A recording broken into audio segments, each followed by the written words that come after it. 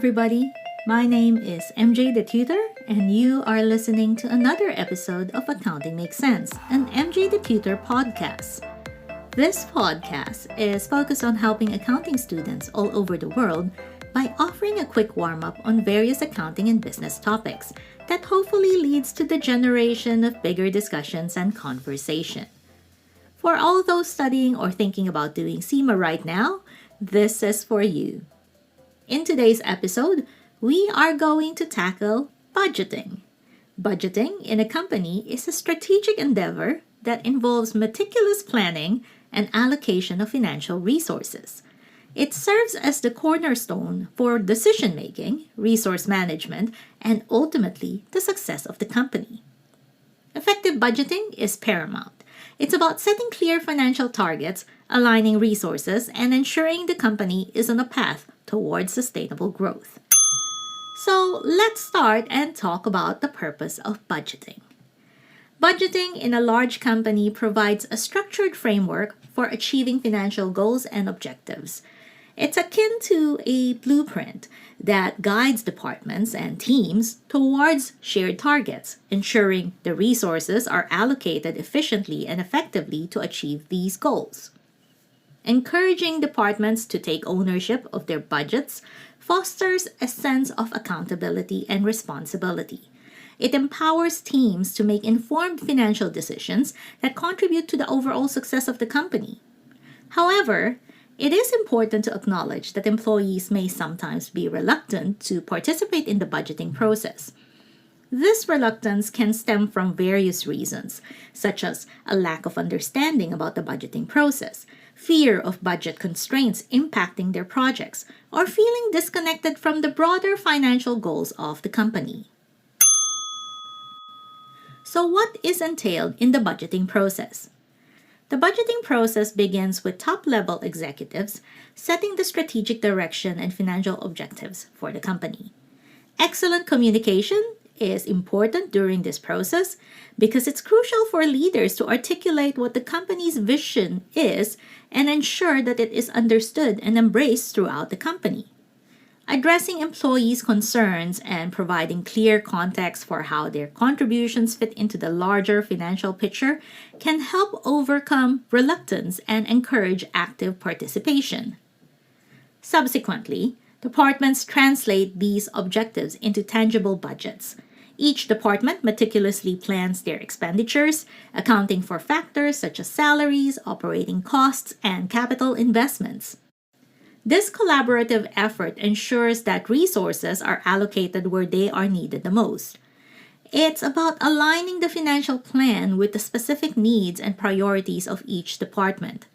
These individual department budgets are then consolidated into a master budget, offering a comprehensive view of the company's financial landscape.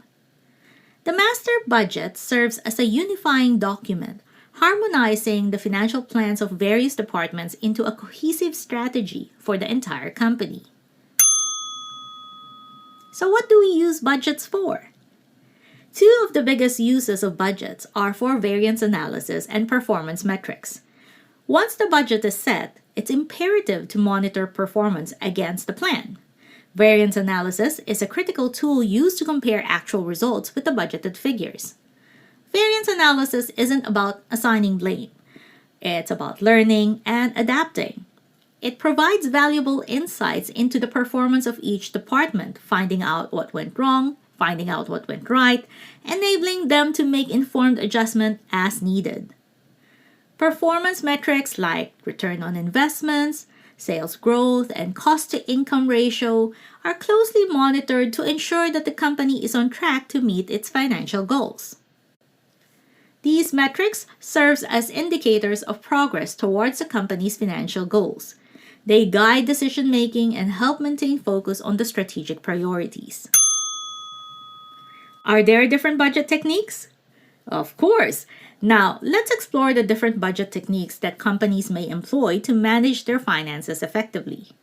There are several techniques companies use, tailored to their specific needs and industry. Here are a few notable ones. First one, incremental budgeting.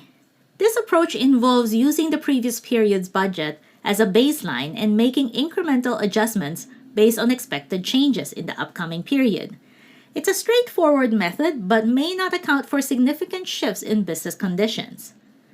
Number 2, zero-based budgeting.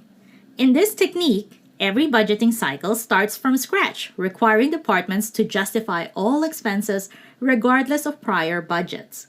It forces a thorough evaluation of all costs and can lead to a more efficient resource allocation. Number 3, activity-based budgeting. This technique links budgets to specific activities or tasks, providing a detailed view of resource allocation based on the activities that drive value for the company. It's particularly useful in industries where costs are directly tied to activities. Number 4, rolling budgets. Unlike traditional static budgets, rolling budgets continuously update based on a fixed time frame, often extending 12 months into the future. This allows companies to adapt more quickly to changing market conditions. Number 5, beyond budgeting. This approach challenges the traditional budgeting process by emphasizing a more flexible, decentralized approach to financial planning. It focuses on providing managers with the necessary information and autonomy to make informed decisions in real time. Remember that each of these techniques has its own strengths and weaknesses and is suited to different business environments. Companies often choose the one that aligns best with their strategic goals and industry dynamics. What about limitations to budgeting? While budgeting is a powerful tool, it's important to acknowledge its limitations. One significant challenge is the potential for rigidity. In rapidly changing markets, it's important to recognize that while budgeting is a valuable tool, it may face limitations. For instance, in rapidly evolving markets, strict adherence to a budget may hinder the company's ability to seize new opportunities. Additionally, budgeting may sometimes lead to short-term thinking. Departments may focus on immediate goals at the expense of long-term strategic initiatives, potentially limiting the company's overall growth potentials. Lastly, budgeting relies on historical data and assumptions about the future. Unexpected events or unforeseen market shifts can disrupt even the most carefully crafted budget, highlighting the need for adaptability. These limitations underscore the importance of budgeting. We need to combine budgeting with strategic flexibility and a forward-looking mindset. It's about striking that balance between planning for the future and adapting to the present reality. So that's it for me today. I hope you are closer to mastering budgeting basics. Thank you for listening to Accounting Makes Sense, an MJ the Tutor podcast. As always, I am your host, MJ the Tutor. If you're keen to connect to be updated with the arrival of the next episode of this podcast or find CIMA resources online, please head on over to my website, www.mjthetutor.com.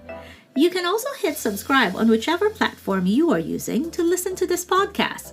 If you want to connect on social media, I'm on Facebook, X, and Instagram under the name MJ the Tutor. So I hope to see you again next time. Ciao for now!